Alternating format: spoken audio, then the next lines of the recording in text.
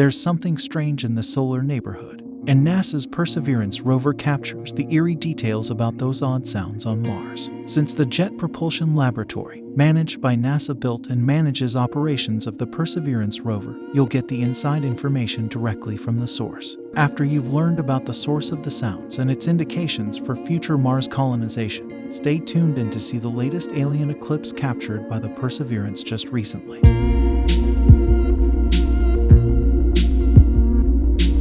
So, let's not keep you in suspense. An international team of scientists, with the help of the Perseverance rover, has listened carefully to sounds on Mars. Although there's virtually no sound on the vacuum-like atmosphere of Mars, a large data dump of information about Mars did come from the rover's mechanical whine and clicks in light Martian winds, the whir of rotors on Ingenuity, the Mars helicopter, and the crackling strike of a rock-zapping laser. When analyzing these subtle sounds that might seem insignificant, scientists have been able to publish a new study pointing out how and why the speed of sound is slower on the red planet compared to Earth, and their understanding of why there's an unreal prevalent silence. According to Sylvester Morris, astrophysicist at the University of Toulouse in France and lead author of the study, the international team of scientists has performed the first analysis of acoustics on the red planet.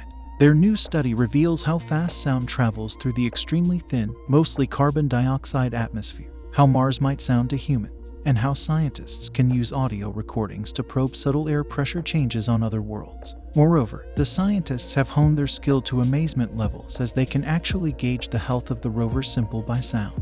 The study was published in the journal Nature on the 1st of April, but it's no April Fool's Day prank. According to the study, most of the sounds were recorded using the microphone on Perseverance's SuperCam, which is mounted on the head of the rover's mast. The study also refers to sounds recorded by another microphone mounted on the chassis of the rover. This second microphone recently recorded the puffs and pings of the rover's gaseous dust removal tool, or GDRT, which blows shavings off rocks that the rover has scraped in order to examine. Sylvester Morris was quoted saying, "It's a new sense of investigation we've never used before on Mars. I expect many discoveries to come, using the atmosphere as a source of sound and the medium of propagation." Due to the remarkable results of the recordings, where the speed of sound is slower than on Earth and varies with pitch or frequency, mankind now has a new understanding of the strange characteristics of the alien atmosphere. Here on our planet, sounds typically travel at 767 miles per hour. That's an astounding 343 meters per second. But on Mars, low-pitched sounds travel at about 537 miles per hour, which is only 240 meters per second. As for higher-pitched sounds, they move at 559 miles per hour or 250 meters per second. Another effect of this thin alien atmosphere is that sounds only carry a short distance, and higher-pitched tones carry hardly at all. On Earth, sound might drop off after about 213 feet or 65 meters. Blast off to Mars, and notice that sound falters at just 26 feet, which is only 8 meters. As for high-pitched sounds, they're basically non-existent at 8 meters. The study shows that the variable sound speeds on the red planet are an effect of the thin, cold, carbon dioxide atmosphere. The recordings from SuperCam's microphone also reveal previously unobserved pressure variations produced by turbulence in the Martian atmosphere as its energy changes at tiny scales. Martian wind gusts, at very short timescales, also were measured for the first time.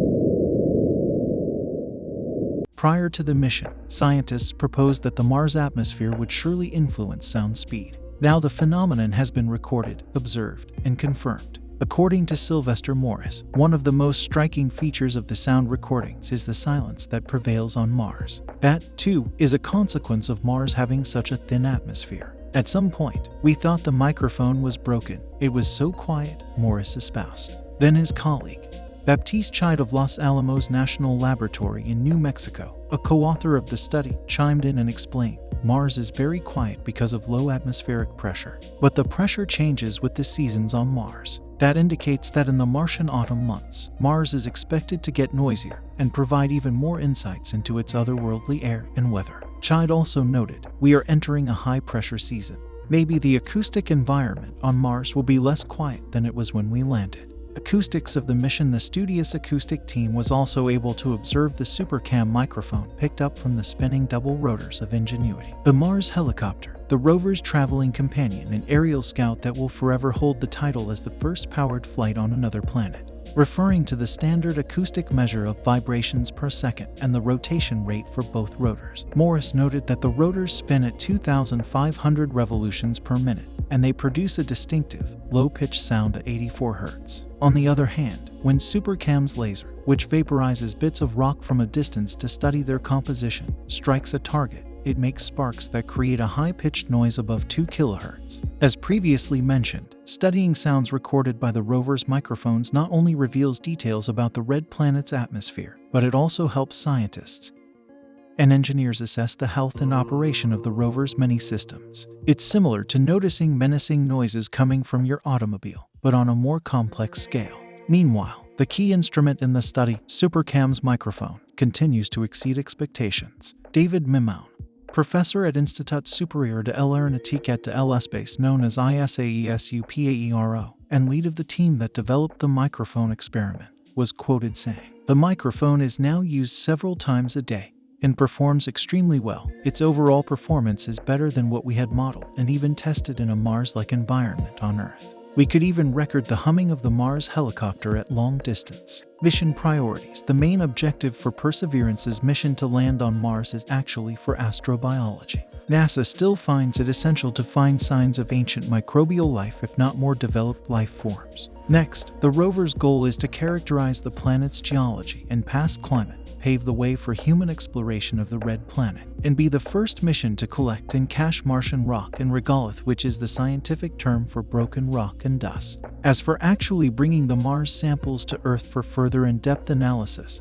subsequent NASA missions, in cooperation with ESA, will send spacecraft to Mars to collect these sealed samples from the surface and bring them to our home planet.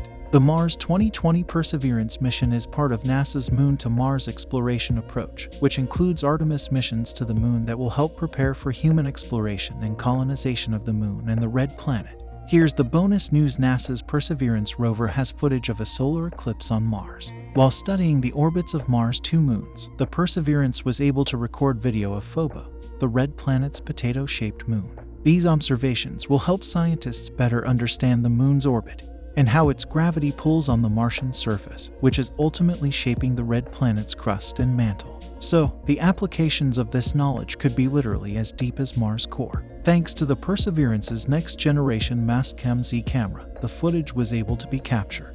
It all occurred on the 2nd of April, the 397th Martian date, when the eclipse lasted a little over 40 seconds. And if you're thinking that 40 seconds is the shortest eclipse that you've ever heard of, keep in mind that Phobos is about 157 times smaller than Earth's lunar satellite. Equally shocking, Mars' other moon, Deimos, is even smaller. While these images are brand new for the Perseverance, it's nothing new for NASA capturing solar eclipses on Mars. Back in 2004, the twin NASA rovers Spirit and Opportunity took the first time-lapse photos of Phobos during a solar eclipse. Then, the Curiosity followed the trend and lived up to its name by also capturing a Mars solar eclipse with its Mastcam camera system.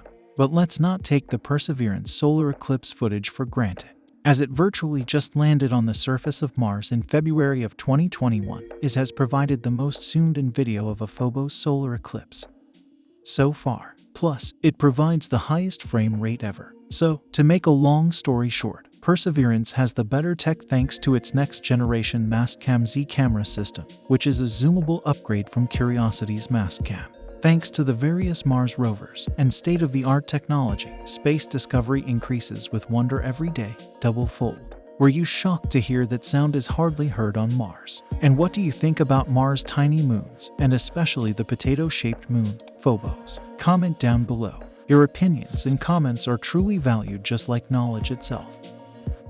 Thanks for tuning in to StarBurst. We hope you've enjoyed this video and learned something new about the incredible world of space. Don't forget to subscribe to our channel for more exciting content, and hit the notification bell so you never miss an episode.